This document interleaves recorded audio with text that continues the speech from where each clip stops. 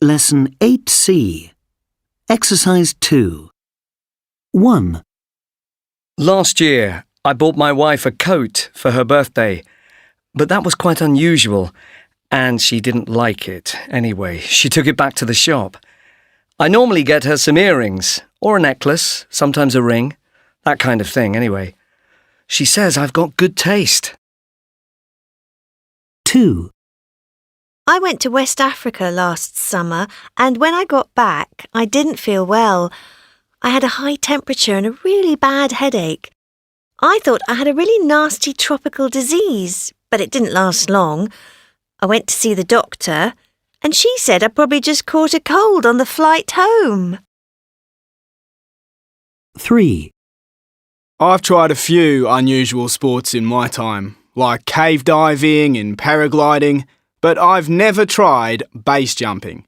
It really appeals to me, actually, although it looks pretty frightening and I'm sure it's dangerous. 4. When I first left university, I started my own company. It was a computer business. I gave computer advice to people who couldn't afford a contract with a large company. It went quite well, but I never made large amounts of money. Now I work for a software company in London. 5. When I was a kid, we lived in a fantastic house on the coast. It was only a 5-minute walk to the beach, and we went there every day after school, even in the winter. But the house didn't belong to my parents, and when I was about 7 or 8, we moved to the city. 6. We spent a few years in Greece when I was a teenager. I went to school there.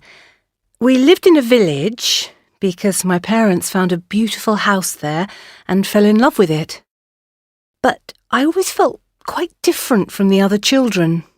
My dad had a well-paid job in Athens, so they always thought of us as the rich foreign kids who didn't speak Greek very well. Lesson 8C. Exercises 4 and 5.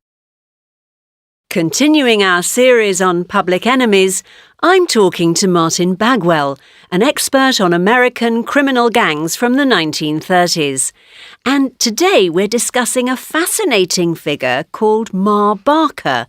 Was she a well-known figure in her day? Yes, she certainly was. At that time, in the 1930s, there were quite a few famous criminals in the United States. For example, Bonnie and Clyde, Babyface Nelson, and John Dillinger. The United States government called these people public enemies because they had committed large numbers of serious crimes. The public were very aware of these people, and the newspapers had a lot of stories about them, although they made up some of the stories. So they were almost like celebrities. Yes, they were. They were celebrities, really. Remember, these were the days before TV and the internet. People were fascinated by the lives of these criminals. And sometimes it's difficult to know which of the stories about them are true and which are false. So what do we know for sure about Ma Barker? Well, we know she was born in 1872 and that her name was Arizona, but people called her Ari. She was married to a man called George Barker, and they had 4 sons.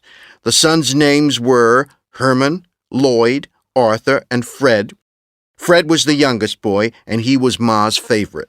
And were they a fairly normal family at first? No, not really. They were very poor. The boys did badly at school and probably never learned to read or write. They were always in trouble with the law. What did Ma and her husband think of that? Well, Ma always supported her boys. If they ended up in prison, Ma tried to get them out. But their father, George, had a different opinion and often had disagreements with his wife about their sons. He hated living in a family of criminals. And when the boys grew up into adults, he left. The boys committed crime after crime, including murders and robberies, and Ma Barker was always with them right until the end. What happened at the end? Well, Police officers from the FBI were determined to find Ma Barker. One day in January 1935, they found the house where Ma and her favorite son Fred were hiding. Fred and Ma refused to give themselves up. There was a gunfight with the police, and neither Fred nor Ma Barker got out of the building alive.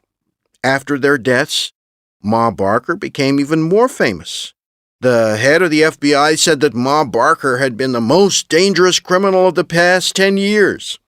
Today, though, most experts think that this probably wasn't true. In fact, it is likely that she never killed anyone, and perhaps did not commit any crimes at all, although she certainly helped her boys to commit them. Martin Bagwell, thank you.